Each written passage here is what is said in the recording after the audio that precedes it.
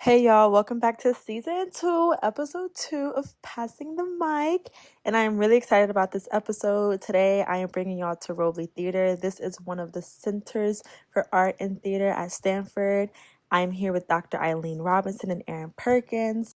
In this conversation, we really just dive into both Erin and Dr. Robinson's journeys into theater, specifically theater at Stanford, specifically Black theater at Stanford. And we also touch a little bit on some of their hopes for Black theater at Stanford beyond their time here. So let's get this conversation started. Hey everyone, welcome back to season 2, episode 2 of Passing the Mic. And today I'm with Erin and Dr. Robinson. Thank you guys for coming. First, y'all want to introduce yourselves. Who are you? What do you do? Sure. Hi, I'm Eryn Michael. I'm a senior. I'm majoring in TAPS and English, and I'm also the artistic director of Black Stage. I've been doing that for 2 years now. I've directed 2 shows with Black Stage. Yeah, that's like everything. Hi, I'm Dr. Aileen Robinson. I'm an assistant professor in the TAPS department. I'm also director of undergraduate studies this year.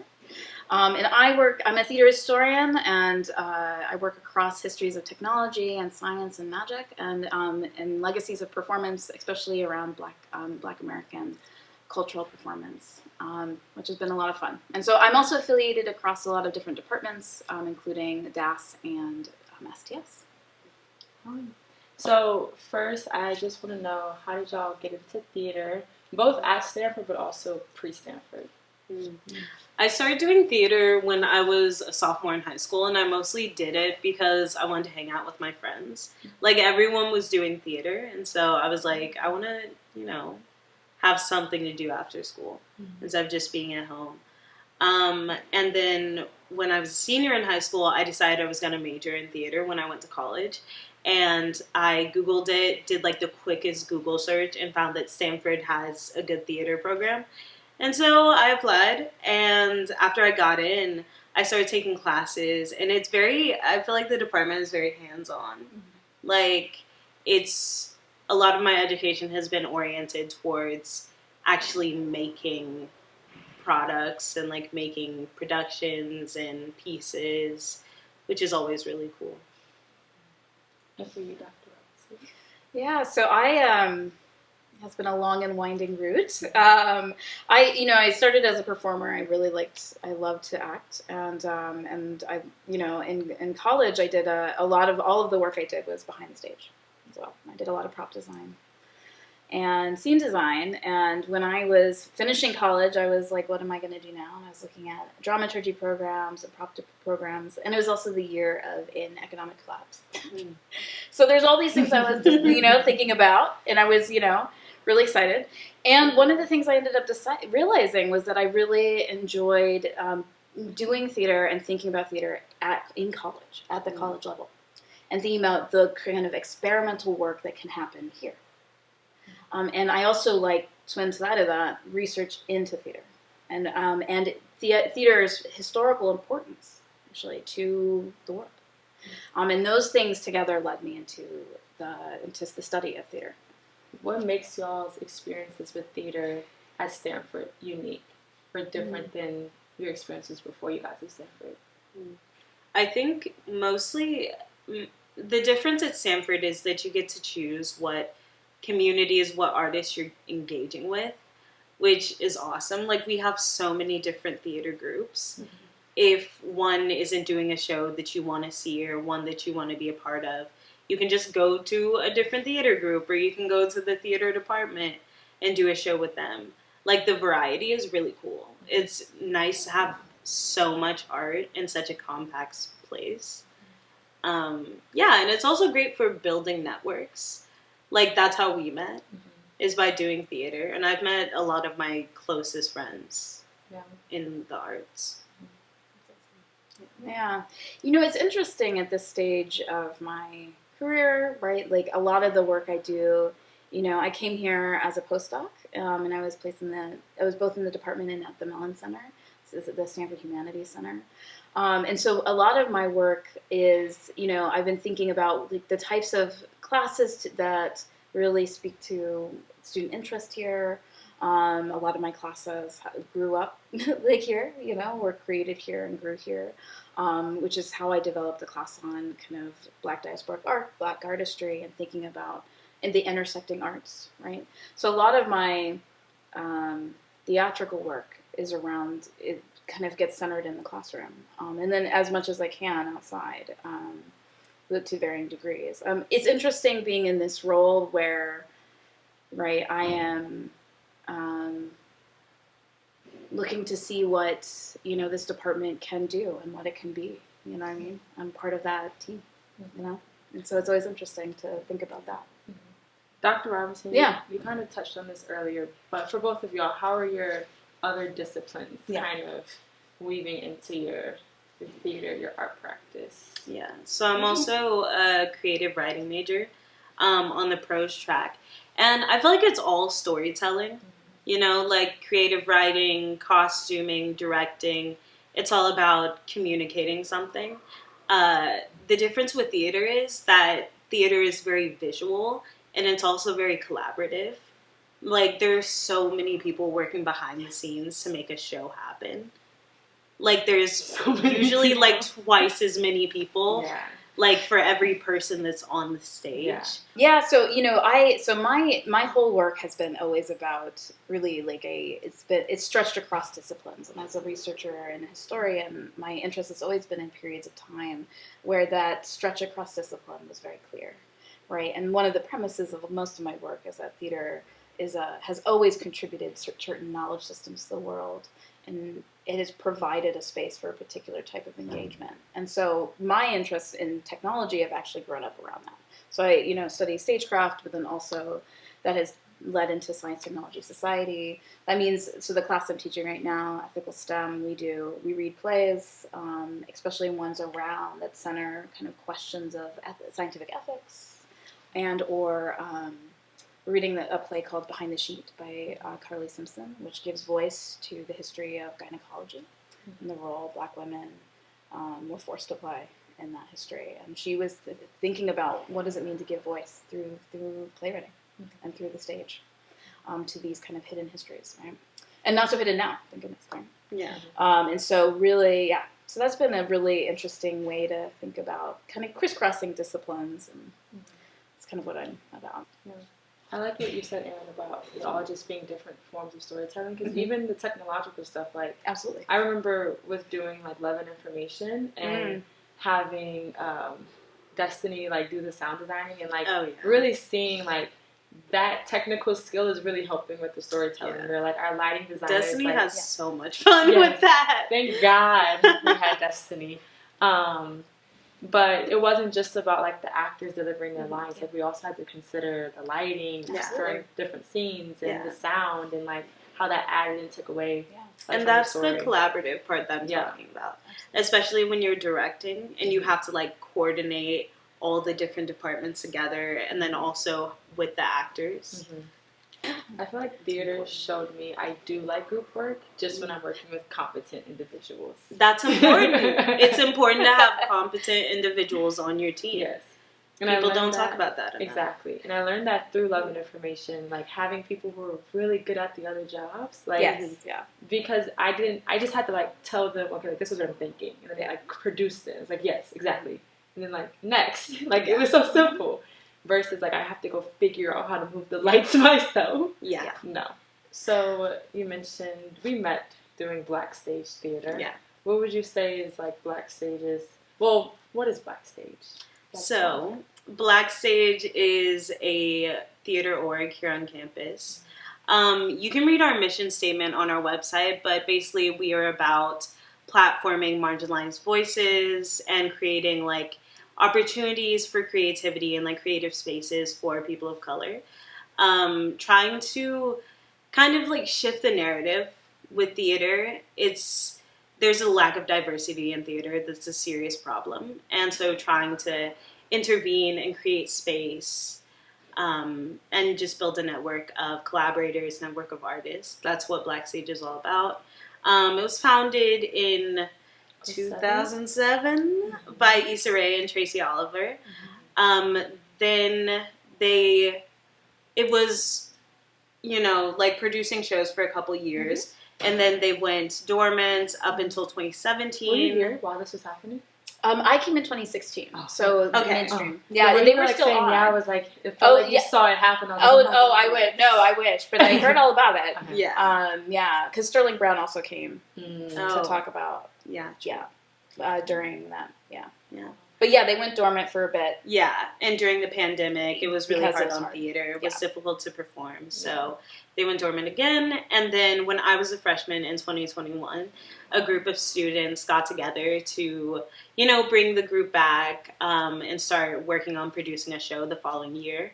It was Liyah, Ayanna Johns, Ayanna Washington, and then I applied. I was originally the job you have now. Actually, I was the marketing and media officer. I was in charge of the Instagram.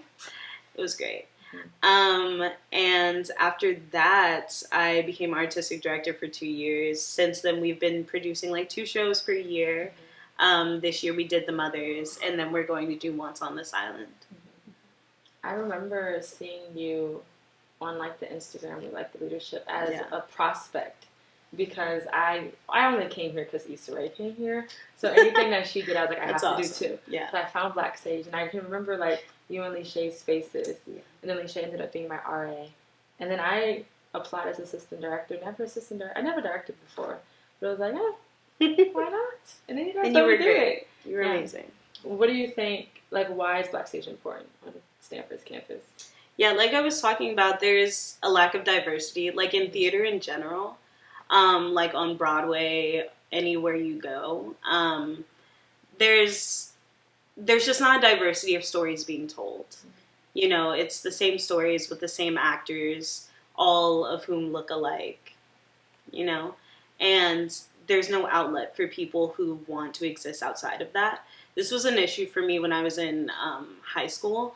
I grew up in the Midwest, in the suburbs, and it's not diverse there at all. Mm-hmm. And even though I was doing theater and I had a lot of great friends, there were a lot of conversations that were being had that I felt like we did a show in 2020 about the year 2020, about George Floyd and about the Black Lives Matter. And there were just so many hard conversations that I had to have by myself, like without teachers supporting me. And I feel like that's because there's a lack of education in the theater about diversity and how to portray marginalized voices. And so I think by creating a space with the specific intention of uplifting these voices and putting on these shows, that's like changing the atmosphere of theater on this campus. Mm-hmm. And Dr. Robinson, you've been here since 2016. Mm-hmm. What have you observed with diversity of performances and Black Sage's impact in the last, how many years is that? Since 07? Almost 9? 20? Oh, Mm-hmm. what? Almost 20? 07 to 25. Oh, yeah. But I guess from 16 but to 25. For 16, yeah. Like 10 years. Yeah, no. They'll be like, wow, how long have I been? It's really, it is so vital that there are spaces for that specifically address and redress absences. And sometimes they are initiatives within spaces already crafted, and sometimes they are themselves like organizations, right? And I think that Black Stage does such important work, providing a space for not only learning but also being able to think about what are the radical and important stories that need to be shared. One thing I admire about Black Stage, which is something I feel like I've reflected on more recently, is like we'll do stories like Pipeline, but then we'll also like do Cinderella, but it's just Black people. But like those stories weren't necessarily like what we think of as like so-called like Black stories. Like it was just these like broad themes, and we just put Black people in them. And I feel like that's also important sometimes to show, because it normalizes us as people. Like everything isn't just tragedy, or everything isn't a educational opportunity. Like our identities isn't always about learning something from us. Like sometimes we do like this play that like has no relation to each other, really. It feels random, but it's like fun. Like we can do fun, random things too, which I think sometimes like other identities kind of get the opportunity to have that freedom, whereas we're kind of boxed into doing the hard stuff, Yeah, educational stuff. But I feel like the Black stage is like we do the important stuff, the fun stuff, like we do whatever we want to do. Yeah, I definitely feel like we try and strike a balance. I feel like there are a lot of arguments that can be made about what art is important and what art deserves to be put on. And that's the question we deal with every year when we do season selection. I think we try and strike that balance of pieces that can be educational and can be about issues that are directly affecting Black people, specifically Black Americans. But we also try and like press the boundaries of what Black art looks like, what art made by people of color looks like, because although we are politicized, our identities are very political, there is also something political and something very liberating about joy and about making art for fun and for just to be creative. And I think it's important to explore both aspects of that. On the topic, though, of important stories that Black Stage has put on, The Mothers happened last fall. Can you, for any of us who didn't get a chance to see it, what is The Mothers? Who wrote it? What is it about? Do you like to? Oh, sure. Yeah. So The Mothers is a documentary theater performance written and compiled really by Dr. Nikki Yaboa, who is a professor of playwriting at the University of Washington. And she used to be a professor at San Jose State University, and she developed this play through interviews that she did with a variety of different women around the Bay Area who had lost loved ones to police violence. And she was brought into this because of an incident that happened on campus at San Jose State University when an individual was shot by and murdered by the police there on campus. And part of the project was really a very local practice of, engagement with the problems of police violence, police brutality, and a local response, right, to those issues, right? And so she, over many months, she developed this. She did these interviews and she developed this performance, and The Mothers, and it ended up being about 4 mothers, all of whom who knew each other. Yeah, because this network, as they say, right? We don't want anyone else to join our group, and yet we have this group, right? And she wrote the story that kind of really centers not only what happened, right, but also the breadth and the depth and the joys and the sorrows of these women's lives.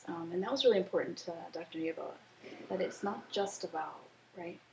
It's also about, it's not just about what we might see in a soundbite, right? But it's about this breadth of their lives. And so she developed this performance. And this, when it went up, it was the first fully produced version of the play. Yeah. Wow. Yeah. And how did y'all's collaboration for The Mothers come about? Because I think I knew you were going to direct.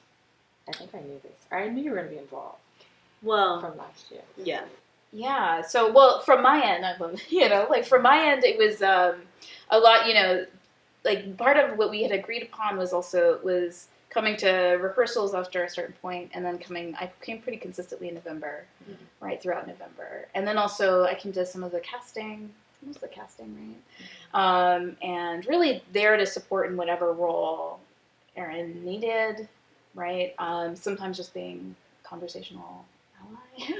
Ally is great. Yeah, like that's so descriptive. Right? Yeah. Just providing, because the goal is to help the play go, run. And, I met with, sometimes the students would just come to run lines and I'd be a scene partner. Yeah. So I had some of the actors come through during off hours, which was fun. Right, that's so Yeah. cute. Yeah. That's so cute. Yeah. So, Eryn, why did you end up directing? That's a great question. Well, Really, why direct instead of doing some of your other things, your hair and That's a great You've done question. costuming before. yeah, I wear a lot of hats. I do a lot You of do things. everything, honestly. You I produce. do. Yeah. For me, the jobs and the roles I picked up in theater these past 4 years have been it's had a lot to do with filling gaps. Like seeing shows that I'm really passionate about and that I would really like to see produced, and doing whatever role I can to make sure that that happens. Which is just like my nice and delicate way of saying like no one else was going to direct. But I really wanted this show to happen. So I said I'll direct. And then later I ended up acting in it also. So there's not much to say. We had an actor who had to drop because of conflicts. And I remember I came to Dr. Robinson's office like freaking out because I knew in the back of my mind, I was like, the best option is probably just going to be for me to join. Because at that point, it was like, it's a little too late for casting. Yeah. At what point in the show does this happen? Like, have we reached Tech Week, right? Because No. I lost an actor. Yeah. No, and in that case, we got lucky because like Yeah. it was not Tech Week. The cool thing is, we did it in the Elam, and it was theater in the round, so we had 3 audience banks, 3 places to play to. And that was great because we got to experiment with space. For me as a director, with a piece like this, where it's not really narrative, it's a little bit abstract, I think there's a lot of places for having very cool like configurations of bodies on stage, like making shapes and making like playing with levels and doing those sorts of things. So that's what I was trying to do with the piece. Yeah, which I think is very successful and very moving, especially in these, these moments of calling for justice, calling for activism, calling to be seen. Yeah. So when you're making your decisions, like, how are you, like, where does these thoughts come from? Like, who teaches you these things? Or is it just like, I don't you know. just get the idea? Yeah, I've been directing for a while now, and most of the time I try to do pre-blocking, but almost every time when I block without like bodies in the room to move around, I always just exit out and start over. It's nice to have people to move around, and also to have actors who are really interested in like adding to the performance and suggesting things. You were happy with suggestions? Happy with some suggestions. Just happy to be a part of that, like that collaboration, because there are a lot of times, especially with the script for the mothers, where I just did not know where I was going. And so I was trying 1,000 different configurations, and then finally someone would be brave enough to be like, Eryn, what if we tried it like this? And it would work. Yeah. Isn't that magical? Do you ever feel like insecure when you have to ask for help as a director, when you have to like consider someone else's opinion? That's a great question. Not anymore. Okay. When I first started directing, and just when I was a younger artist, I was very like averse to suggestions and critiques. I'm just kidding. But that's just something you have to grow out of, honestly. In order to keep the forward momentum of a project, it's so easy to get stuck. And when you get stuck, you need to ask for help. You need to like get someone else's perspective, because otherwise you're going to be derailed. You aren't going to be able to contribute more to the piece. I'm thinking about writing right now, and how important it is to have editors and proofreaders. Because if there's a scene that you don't know where it's going, how to move forward, you need like new eyes. Yeah. I love a new work. Like, I love that was the first time that the show's ever been staged. Yeah, so they had, no pressure. No, but no, I mean, then they loved it. Historic, though, for Black Stage. Yeah, it was, and this is, it'll be And now now that it's had a full performance, the play can be published.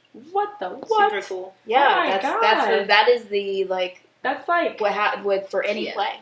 So if Nikki wants to lead do with that. next time. What? Yeah, it's a major. amazing. It's a major deal. Yeah. Wow. Yeah, it's a major deal. Yeah. Yes. Wow. It was. I didn't realize it would be such a moving piece. Yeah. I don't know if it's because I spent so much time with it, because I got sort of desensitized to it after reading it and doing the scenes so many times. When we did previews, we had a really small audience, and it was just like everyone was crying. And Dr. Robinson was telling me about it after the fact, and about how we needed tissue boxes, and it was very emotional. People had to leave early. Wow. And that's when I realized I was like, oh, this is like a very sensitive show. Like, this is a show where the audience is on this journey with us, and we have to handle that with caution. At one point, we ended up we got permission from Sharon to use the recording of her. Just Sharon, one of the mothers. Sharon is one of the mothers, Sharon Watkins, and her son Philip was murdered, and he has a voicemail recording that she shared with us, and we play it. So his voice is in the show.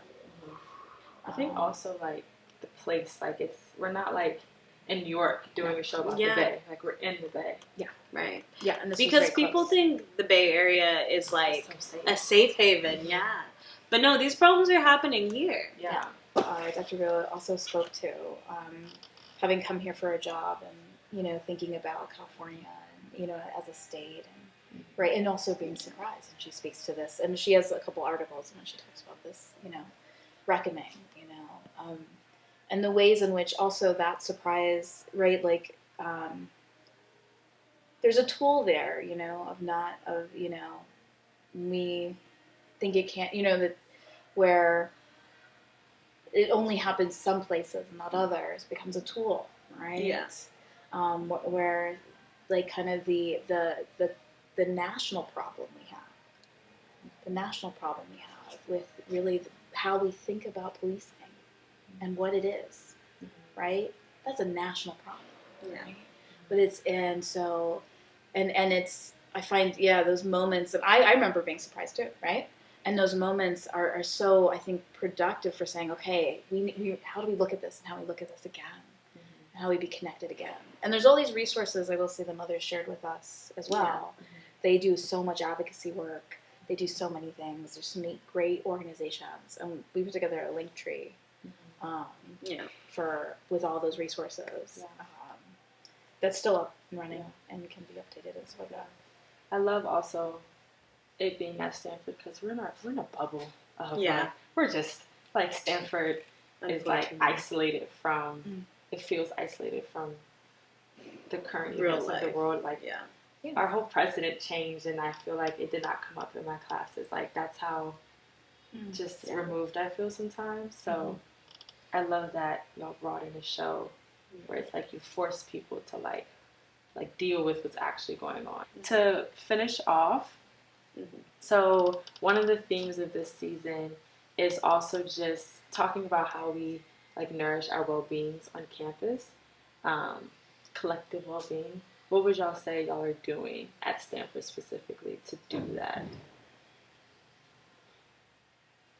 Or what are the communities you're tapped into that nourish you? Yeah. It's a really great question. Recently I've been taking advantage of how walkable Stanford is.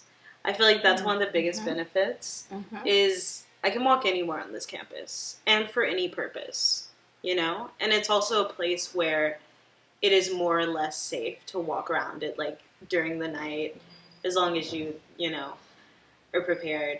But yeah, I've been trying to do that. I feel like creatively, the TAPS apartment is really great because it's kind of small. And so you can really connect and like build networks.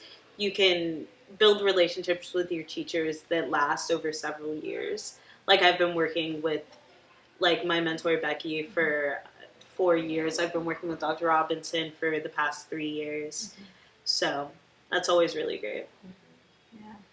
Yeah, it's a wonderful question, and I agree about the walking, right? And also these there's all these areas of just like kind of green oases, if you will, where you can stop. You know what I mean? Yeah. Like really stop and sit and like reflect and also like hear water, and I find that always. You know what I mean? Like the fountains. Love the Robley fountain. Like the fountain. I know. I sit out here a lot. I love our Robley fountain. And so those are, and then also I would say it too. There's, I find I've been thinking a lot about spaces of movement, like spaces of dance, like in the movement, and then I spend, really getting excited about the work broadly conceived, right? That could be artwork, that could be like my colleagues' work, that could be, broadly conceived that really is inspiring. Mm-hmm. Just like really taking that all in and taking a minute for that. Mm-hmm. And there's all these spaces where we can also create. Yeah. We have a museum, art center on our campus. Yeah, like we have everything and it's all pretty accessible, like via bus and walking. Yeah. I think that's incredible. Yeah. The sky. Do you guys ever just look at the sky here? All the time. Like, on a nice sunny day, how blue it is. We haven't had many sunny days recently, but like when it comes, in the spring, and we know, and we miss it, right? Because it's so stunning when it's here. Yeah. Okay. Last question to close it off. What do y'all foresee, predict, desire, want Black theater, Black art to look like at Stanford in the future, and what are you doing to get the ball rolling on that? I really want Black Stage to continue to be active even after I graduate, because I don't know, it's been very important to me, and I hope it's important to other people. Like the space that's there. I hope you keep doing it. I hope Alistair should be doing theater. We're gonna do one more show for sure before we graduate. Okay. Swear. We're trying to do some community outreach things. We have a general meeting coming up at the end of week 5, where we're going to be trying to get underclassmen and other students really interested in getting involved. It's always about bridging that gap, because theater can feel very overwhelming, but it's really just, it's dress up, it's playing pretend, it's so fun. I was just saying, I fully support what you're saying. Mm-hmm. And and I think Black Stage is just an incredibly important organization here on campus, for all the things that it can do. And what I'd love to see, as I hope it grows, is to really see a lot of different types of disciplines come together into the theatrical world, because there's so much work with technology, with other types of media, with different types of storytelling, that I think that could really come into the theater space for creating stories that folks want to tell now too. And so I'm also, and that's what we call kind of devising work, and I think that would be another area of creation. I also am a huge advocate, I will say this, of both big and small theatrical practice, right? So what does it mean to get together and read some plays that really activate us? What does it mean to just have that as a practice that helps us sustain an interest in the work? I like that. You know what I mean? That feels like a lower maybe commitment level to, the full scale. Because that's another thing I think about a lot. And as long as I'm here, I am, I'm here. I'm here for it. And I have one more year in me. Yeah, once a long time. Maybe we have to get together once Erin leaves. Okay, well, that's all my questions for y'all. Thank you so much. Hope you had fun. I did. Yeah, that was great. Should we say bye? Yes. Hi. Bye. This episode of Passing the Mic was produced by Dom Johnson, the Assistant Dean and Associate Director of the Black House, Dr. Maya Iverson Davis, the Assistant Director of the Black House, and me, Liyah Ernest, a Programming Associate for the Black House's Community Building Committee. We are funded through the Centers for Equity, Community, and Learning and Office of Inclusion, Community, and Integrated Learning within the Student Affairs Division of Stanford University. Thank you for listening, and remember, BCSC, one love, one house.